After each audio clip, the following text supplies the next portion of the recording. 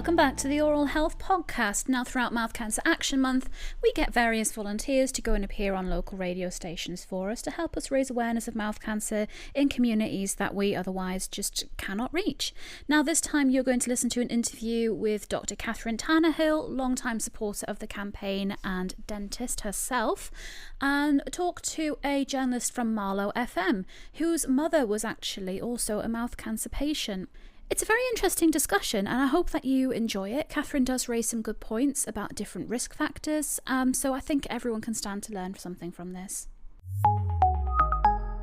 It seems there's been quite a dramatic rise in the cases of oral cancer, and a lot of people just don't know about it. And I've got Dr. Catherine Tannehill here with me today. You're a dentist, but also you are a director clinician engagement at Portman Dentex. So tell us about why is this rise?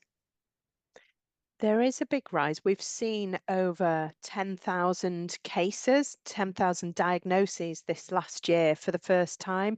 It's actually past that 10,000 mark, and it's worrying. There's a 132% increase in the last 20 years, so it's massive.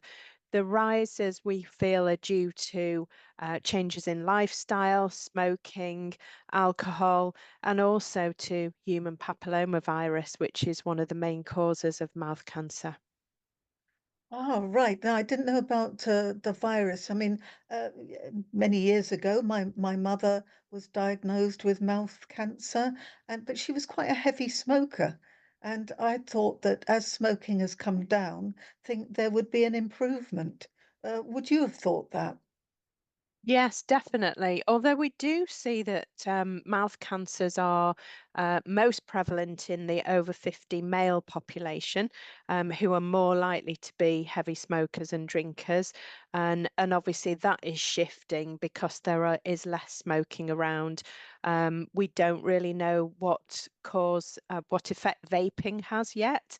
It's still relatively new in the population, so we don't know fully what the healthcare effects of vaping are either. But certainly the cases of the HPV virus have increased over the last few years. Well, you've answered actually the question that I was going to ask, which is about vaping, because there's so many children in particular taking it up, and it hasn't been going long enough for us to know the harmful effects. But also, there are a lot of people, aren't there, that don't actually know about mouth cancer. That's absolutely right. There's about a quarter of people don't even know that you can get cancer in the mouth, which is worrying. And certainly most people don't check themselves regularly for mouth cancer. And maybe half of all people have actually tried to check their own mouth, but most people don't do that on a regular basis. And that's something that I would encourage everybody to do. So, what should they be looking out for then?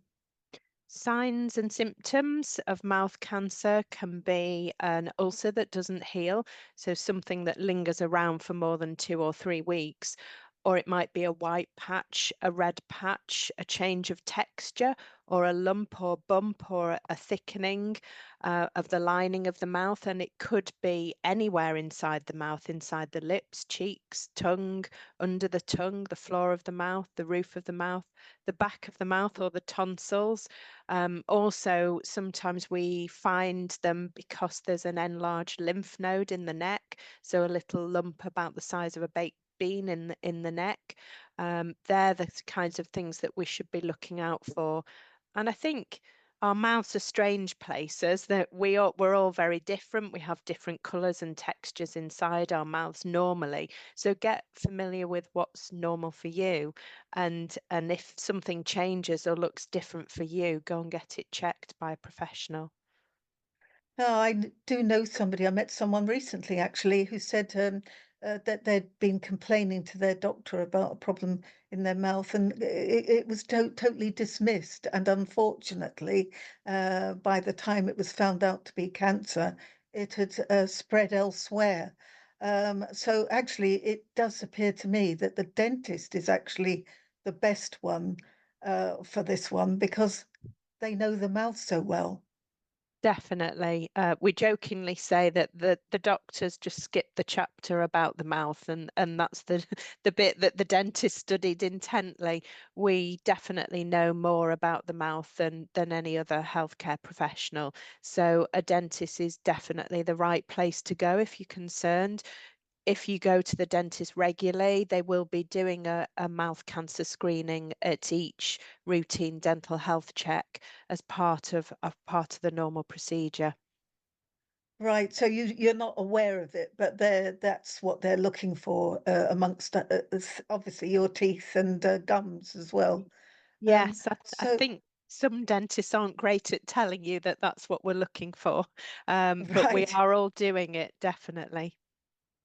And once a cancer has been spotted, then what sort of treatment can be expected? Usually it's surgery, and if it's caught early, it can be very simple surgery like a tonsillectomy or taking a little slice out of the side of the tongue to remove it entirely. Sometimes it might be more extensive surgery if it's caught later, and sadly, over half the cases diagnosed are much later on, stage 3 or stage 4, where it's very life-altering surgery. And we do see that over 3,000 people lost their life to mouth cancer last year. So it can be devastating, clearly. But early stages, simple surgery can remove it entirely. Right, I see. So, what is your profession doing about? I mean, obviously, we're doing an interview today to raise awareness, and it is a month that is dedicated to raising awareness. But what else is being done to, improve the lot of people with mouth cancer and spreading that awareness notice?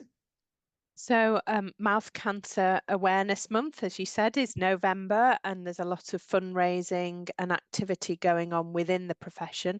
If you have a look at mouthcancer.org, you can find out some more information there and see some of the stories from mouth cancer victims and survivors. It certainly is something that as a profession we're getting better at talking about more openly, educating our patients about it, explaining that that's what we're looking at when we're asking them to lift the tongue up and looking inside the lips and cheeks and so on, and explaining what the risk factors are as well and giving the appropriate advice. Before we go, I mean, is there any knowledge about why men are particularly affected? We think it's more the risk factors, the lifestyle factors, that it's more men, but I wouldn't hang on to that thought too closely because we are seeing rises in younger age groups, people in the 20s and 30s who quite often don't go to the dentist very regularly. And I would very much encourage that everybody becomes mouth aware and is aware of what's normal for them and also gets checked at the dentist on a regular basis. So presumably then it's something that you feel ought to be brought up in schools. You say young people.